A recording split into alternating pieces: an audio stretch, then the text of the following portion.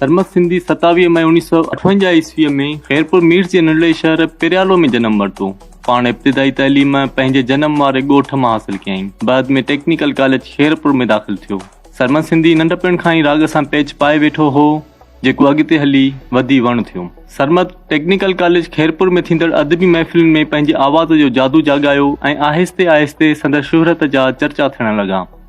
हिन जोधे जवान अहिड़ा त इनक़िलाबी गीत ॻाया जो हर दिल संदसि दीवानी थी पई। अॻिते हली सरमद सिंधी क़ौमी तहरीक जो हिसो बणियो ऐं साईं GMC जे काफ़िले जो कारकुन थियो। उहो मार्शल लॉ जो दौर हो, जॾहिं माण्हू जो दुश्मन हो ऐं हर अखि उकाबी अखि हुई। पर हिन सुरही रागी बिना ख़ौफ़ जे धरती जा गीत चया ऐं मिसकिन माण्हुनि जे दर्द खे पंहिंजो दर्द सम्झी अला पियो। सरमद रेडियो तोड़े टेलीविज़न जो मक़बूल रागी बणियो। मिलनसाज़ माण्हू, ग़रीबनि जो हॾ ॾोखी, हीणनि जो हमदर्द, यारनि जो यार हो। अॼु बि पेरियालो वासी संदसि सखावत ऐं मोहबत जो ज़िक्र कंदे रोई पवनि था।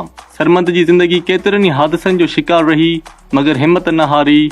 हर मोड़ ते हर सख़्तीअ खे मुर्की मुंहुं ॾिनाई। सरमद सिंधी जो समूरो राग सच जो पड़ाॾो आहे, वफ़ा जो वचन आहे, पंहिंजाइप जो अहसासु आहे, आज़ादीअ जी ललकार आहे, प्यार जी गुफ़्तार आहे। मतिलब त सरमद सरासर सच आहे, सरापा प्यार आहे। सरमद खे मौत न मारे सघियो। सरमद अमर आहे, अमर रहंदो।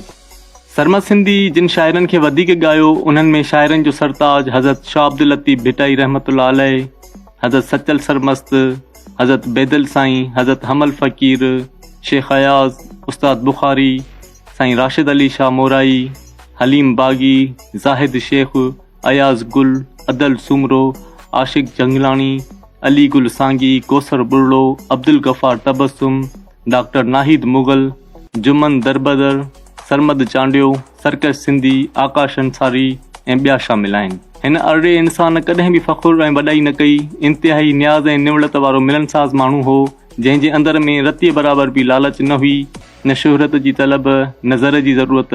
हिन राग खे इबादत सम्झी ॻायो। जदीद सिंधी शाइरीअ खे कामन हालनि मां कढी करे सरमद झर झंग ताईं पहुचायो।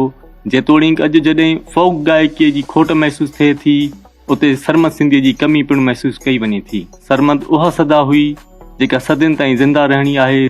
ज़िंदा ज़मीर इंसान जंहिंजी कल्ब में सिंध समायल हुई, सच समायल हो, प्यार समायल हो। माखी ऐं मिसरीअ जहिड़ो मिठड़ो माण्हू सरमद सिंधी 27 दिसंबर 1996 ते रोड हादसे में सिंध खां हमेशा लाइ मोकिलाए वियो। मगर अॼु बि संदसि आवाज़ ज़िंदा आहे, साज़ ज़िंदा आहे, यादि ज़िंदा आहे, गीत ज़िंदा आहिनि, संदसि परस्तार ज़िंदा आहिनि। जेसी ताईं सिंध धरती जो वजूद सलामत आहे, तेसी ताईं सरमद बि ज़िंदा रहंदो। दुआ आहे रब ताला सरमद जी क़बर ते रहमतुनि जा मींहं वसाए, खेसि जन्नतुल फिरदौस में आला मक़ाम अता फ़रमाए।